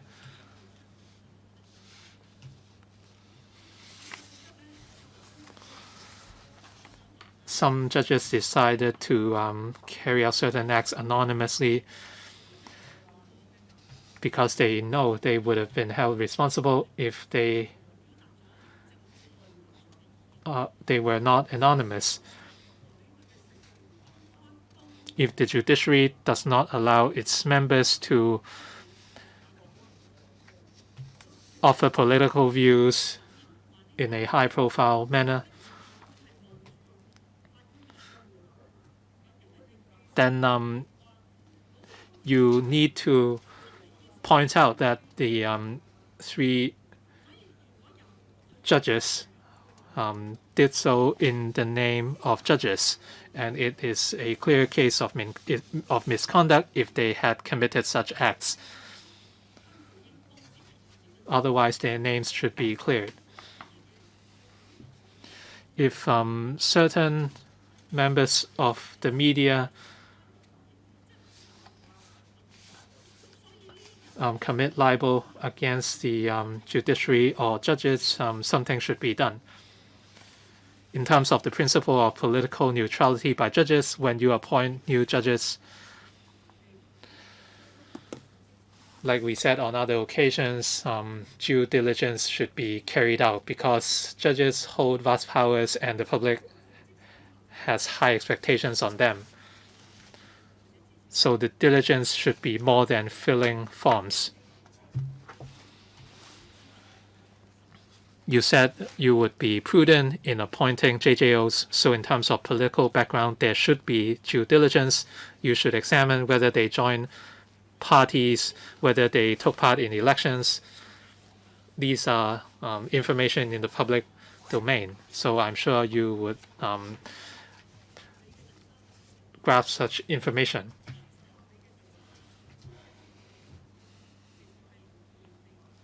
Even a reasonable third party would see that you are dodging the issues from the or questions from the public.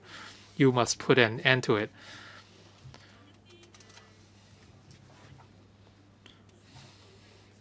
For anonymous complaints in the public domain, they had to be dealt with. That was our experience. For the principle that judges are to remain politically neutral, they cannot voice their political views openly. For cases or people or judges involved in anonymous acts, you should deal with them. You can say, no judges committed acts anonymously. That could be a legitimate result. But if they did commit certain acts, they should be asked not to do it again. Otherwise, there would be more anonymous judges making political statements in the names of judges in Hong Kong. This should not happen. You should point out that they do not represent the judiciary.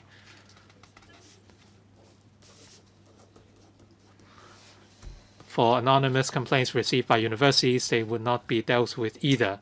That should be the way to do it. It's unfair for the judiciary to shoulder the responsibility for any anonymous statements. Ms. Lau, I would convey these views as you asked for.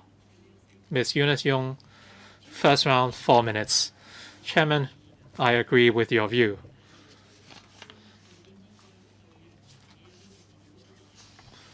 For anonymous statements issued by judges or anonymous letters to discuss certain political issues,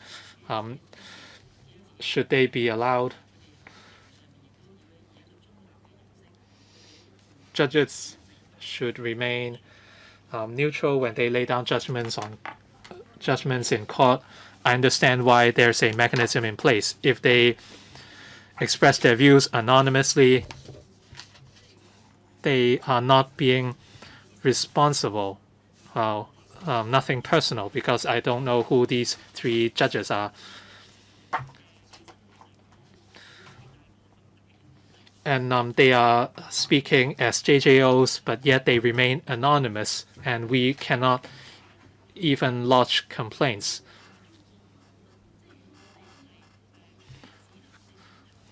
Would complaints against anonymous persons be needed if 3, well, we don't know whether these 3 persons are actually judges because we don't know their identities?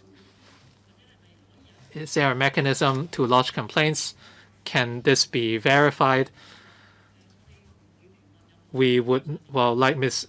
Lau said, they would not comment on any media reports, but if I'm to lodge a complaint, is it possible? Can you find out who these are? Would you investigate? Ms. Lau, Madam Chair. Well, for the mechanism for handling complaints against the judicial officers, the name of the judge has to be provided. It's exactly where the problem lies. Well, these judges don't dare to own up their own remarks, and it's impossible for me to complain against them. Doesn't it show that there is a loophole under your complaint handling mechanism? How do you deal with the political stances expressed by anonymous JJOs? If there is such thing happening, how would you handle it? Ms. Lau, I have answered to the best of my ability. Madam Chair and members, you have your own views on this matter, and you have asked me to convey the same to the judiciary. I will do so. It's not just an opinion. I'm talking about the mechanism for complaint handling. We identify a loophole. Would you review the mechanism? Would you also examine or review complaints against anonymous judges? We're talking about 2 aspects, the complainant being anonymous or the person complained against is anonymous. The member is referring to an anonymous judge. Well, we can take a look at how that can be dealt with under the mechanism. This is going to be difficult. Can this matter be dealt with within the mechanism? We will review or look at what the member has suggested. Mr. Jeffrey Ma has issued a statement today. I respect his statement and decision. But Judge Kwok has delivered a judgment. I have read it myself. It's difficult to comment whether they have made remarks excessively.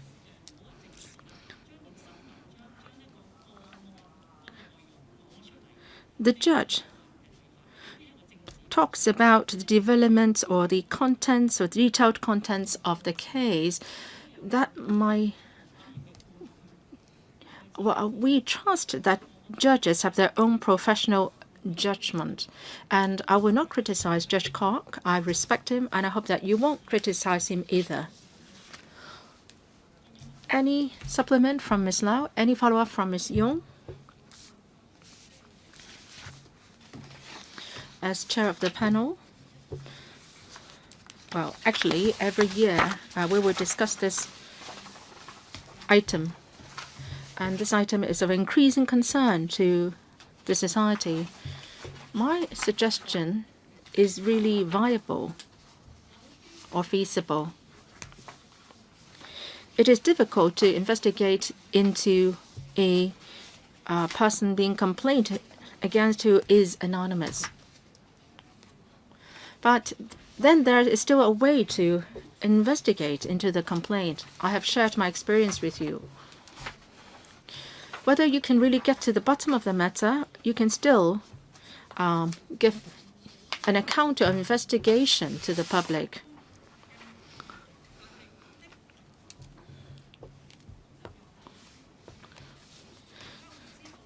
Please deal with this, because the matter really affects the public's perception of the judiciary, and it is not good. The CJ's statement sets out that JJOs must be politically neutral, so we should be using the same yardstick in dealing with the various matters.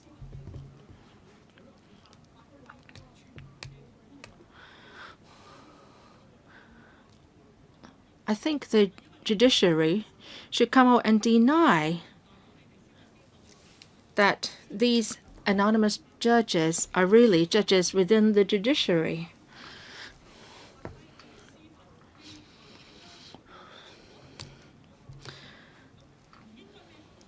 I don't think the judiciary should swallow this. Other public organizations will not put up with comments made by such anonymous public officers. So you should not acknowledge that these anonymous judges are really judges within the judiciary. Well, refusing to comment is not a good solution because it will create misunderstanding. So we really hope that the judges can be politically neutral. We want to achieve that. Hong Kong is a divided society.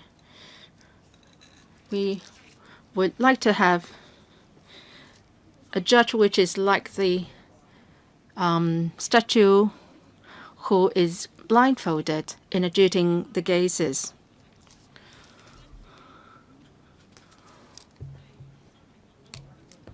We don't think it's acceptable for people to make remarks on an anonymous basis. Well, I understand it's difficult for you to make any further comment. So please convey my very constructive suggestion to the judiciary. Madam Chair, I think you have expressed yourself clearly. So that's it for this meeting. Meeting adjourned. There is one more item.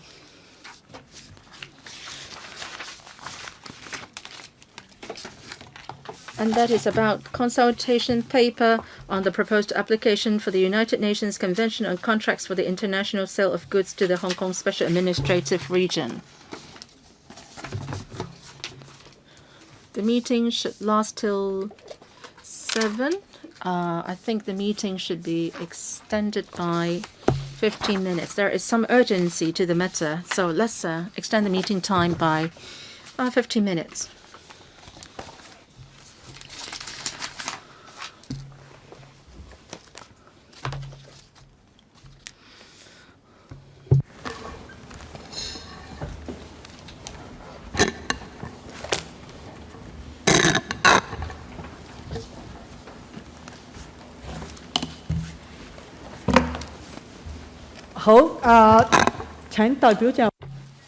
So can we invite the administration team to join us? There are 3 papers for this item. CB bracket 4572/1920 bracket 01 and bracket 02 and bracket 06. Members who would like to speak, please press the request to speak button. So can I ask the government officer to take us through the paper? Thank you, Madam Chair. This is a consultation on CISG. There will be a 6-month public consultation lasting till the end of September. We would like to follow up on the meeting which discussed this last May. The CISG directly affects the business and the legal sectors, and we welcome suggestions or comments on the consultation paper. There are 5 chapters. The Hong Kong relationship, the relevant content, and so on. And we have said in detail the CISG as compared to Hong Kong laws. We also talk about the legal and economic considerations of extending the CISG to Hong Kong. And we said that many of our trading partners are contracting parties to the CISG, and we think that this is an appropriate time for us to conduct consultation extensively. And if the CISG is implemented, then we will be able to prevent businesses from being subject to unfamiliar foreign laws. And we hope that the CISG can help enhance Hong Kong's competence in resolving disputes. And the present practices will have to be changed. And we believe that the business sector and the legal sectors have good ability in handling new initiatives or new arrangements. We think that the pros outweigh the cons, and we have put in a lot of appropriate arrangements. And all these are detailed in the paper. And in Appendix 4.1, the first draft of the bill has been put there. So that is in Annex 4.1. So we hope to collect views from all sides. And we would like to seek views on 5 areas, and that is whether the CISG should apply in Hong Kong. Now, China is a contracting state, but then the CISG is not applicable to Hong Kong yet. So this is a core issue. During the course of consultation, we hope that we know about the present application of CISG in Hong Kong. Will businesses opt for Hong Kong laws or CISG provisions to deal with their business transactions? So we also have an opt-out provisions. So we would like to ask that if the CISG applies to Hong Kong, will businesses choose or opt CISG as the framework for their transactions, legal? So we would like to hear more views to chart the way forward. Now, as for the relationships or transactions between mainland China and Hong Kong, we would also like to find out in relation to 4.2 in the bill. We hope that the CISG can also apply to sale of goods transactions between mainland China and Hong Kong.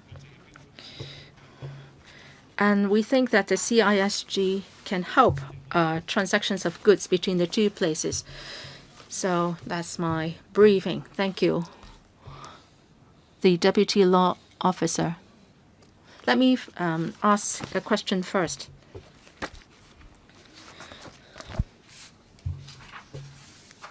What are the benefits to Hong Kong if we sign up to the CISG?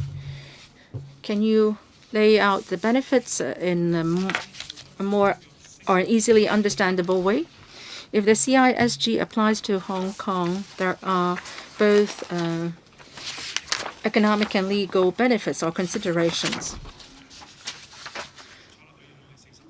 The CISG has been enforced for 40 years, and it was entered into in 1988, and it took effect in 1990. And there are now 93 contracting parties or states. Many of them are our trading partners, China, the USA, and regions along the Belt and Road. So that will help our external trade. And also, for developing countries or emerging economies, maybe we will not be too well versed with their laws. But then through CISG, we will be provided with an objective and neutral platform to overcome trade barriers. And many CISG cases can be resolved through arbitration. And so the CISG can help improve Hong Kong's competence in resolving legal disputes. Thank you. How come that it has not been applied all along? And second, can it bring more business opportunities for the legal sector? Why is it that has not been applied to Hong Kong for so long? There are two historical reasons. Before 1997, the United Kingdom, well, up to now, is not a contracting state. So naturally, they are using just the UK laws. So historically speaking, and in the 20 years after the reunification, we've been choosing laws which we think are suitable for us, say Hong Kong law or UK law. Now, there are now 93 contracting states, and it is a good time for us to extend the CISG to Hong Kong. If that is really done, then there will be new opportunities for the legal sector in terms of transactions, contracts on transactions, and also dispute resolution opportunities arise. In terms of the work opportunities,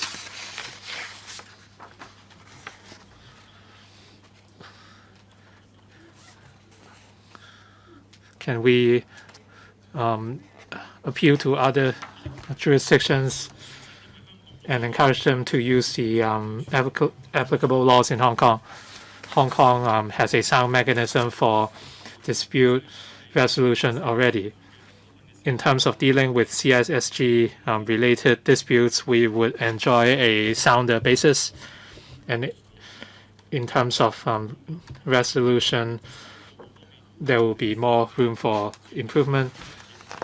In terms of legal services, if CISG is extended to Hong Kong, there could be relevant opportunities. Ms. Eunice Yong, Chairman. And in paragraph 44, I saw the sale of goods contracts like the arbitration law. Can I choose to whether or not to include CISG in the contracts? And in terms of differences, it's hard to say for now whether we support its application in Hong Kong, because this has to do with the specific contracts and the various contract parties on what kind of protections they are looking for, and if there are any contractual disputes, what kind of protection do they need. It's hard to say for sure now whether this can be or this should be applied in Hong Kong. China has already signed the convention, but for Hong Kong, we might have to refer to the basic law. Are you trying to promote the introduction of the CISG, or are we dealing with how such contracts are to be handled in Hong Kong? indeed, if the CISG is applied to Hong Kong, this would be applied via Article 153 of the Basic Law. We are still in the consultation phase. With strong support, we can pursue such work because local legislation would be needed to apply CISG to Hong Kong. And in Annex 4.1, we included the main clauses.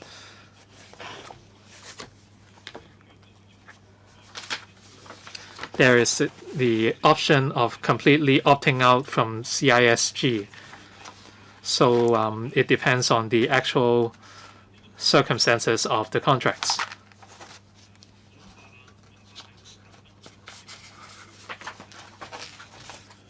In terms of the outcome of collaboration between different jurisdictions, this has been taken into account in the CISG. So paragraph 43 to 47 highlighted the fact that the CISG is pro-contract. A lot of remedies are provided to the contract parties in order to delineate the obligations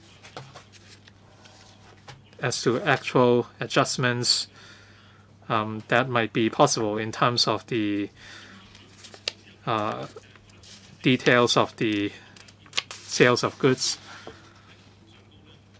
As to the application of CISG in contracts, to some extent that can be done by selecting relevant laws. For example, some countries like Australia and Canada are using CISG for Hong Kong. After local legislation, buyers and sellers can enjoy an extra option. We are currently adopting common law principles, and after the CISG is applied, the second part of the convention will apply. And this would provide more options for the future contracts. In terms of the contracts for the international sale of goods, does it clash or complement our current legislation? We have conducted a detailed study, and our conclusion is that both laws, the current sales law and future CISG, have similarities and differences. But like we said, since the CISG is more pro-contract, under the common law jurisdiction and our sales of goods ordinance, if certain conditions are breached,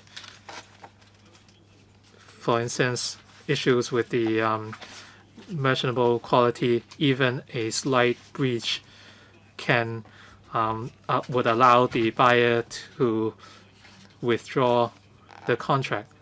But under the CISG, a fundamental breach would be the threshold. So the principles are different. The idea is that both parties can come to an agreement. So the current practice is that the contract can only be repealed in a serious breach. We looked at both sets of laws.